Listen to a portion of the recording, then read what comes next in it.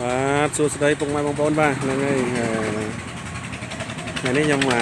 កឆ្លងកាត់ណាញ់ជីទៀតណាពុកម៉ែបងប្អូនបាទនេះគឺនៅម្ដុំណាញ់ជីចិត្តឯខាងវិហារសួរពុកម៉ែបងប្អូនបាទនេះថតឃើញបឹងឈូកគឺផ្លែច្រើនបាទថតផ្ញើពុកម៉ែបងប្អូនមើលលេងបាទ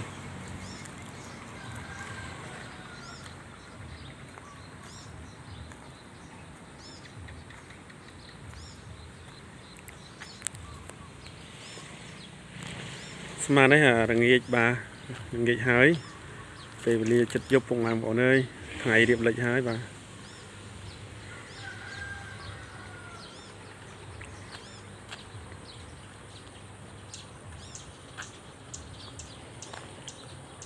នេះគឺធម្មជាតិបាទបែបស្រុកស្រែបងប្អូនបាទហើយនៅម្ដុំនេះក៏មានរោងចក្រដែរបាទរោងចក្រដែររោងចក្រនេះលើកថារោងចក្ររបស់កូរ៉េបងប្អូនបាទនេះខ្សែភ្លើងរបស់កូរ៉េបងប្អូនបាទនេះបាទហើយនៅខាងក្រោយហ្នឹងគឺសិតតែវាលស្រែបងប្អូនអើយសិតបឹងបាទត្រីក៏មានដែរបងប្អូនស្អីក៏មានដែរនេះបន្លែប្លុកបាទហើយ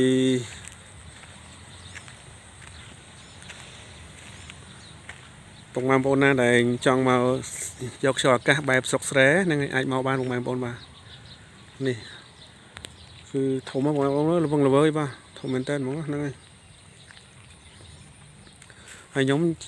ឆ្លងកាត់ហ្នឹងបាទឆ្លងកាត់ហ្នឹងទៅភ្នំពេញវិញបាទអញ្ចឹងហើយក៏ថតរូប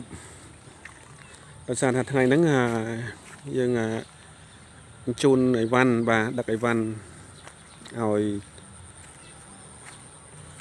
បងប្អូនកំងអីវ៉ាន់ណាបាទអូត្រីដល់បងប្អូនត្រីច្រើនមែនតើហ្មងត្រីបាទគាត់ដើរគាត់បោលបងមកត្រីទក់មកកណោបាទ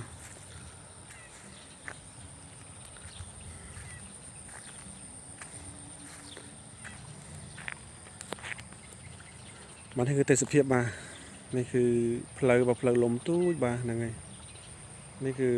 បឹងឈូកឯពុកម៉ែបងប្អូនអើយបាទហ្នឹងហើយគឺសបោត្រីពុកម៉ែបងប្អូនគឺត្រីបោទូទឹកហ្មងបាទបោបាទពុកម៉ែបងប្អូនដែលមានបំណងចង់បបកត្រីណាពុកម៉ែបងប្អូនអើយនេះខ្ញុំឃើញត្រីច្រើនណាពុកម៉ែបងប្អូនបាទតែខ្ញុំថាបាននេះគឺថ្ងៃគឺរៀបលិចពុកម៉ែបងប្អូនមកថ្ងៃនោះថ្ងៃរៀបលិចពុកម៉ែបងប្អូនបាទអញ្ចឹងខ្ញុំមានតែប៉ុណ្្នឹងពុកម៉ែបងប្អូនត្រឡប់ទៅភ្នំពេញវិញដោយសារតែថ្ងៃ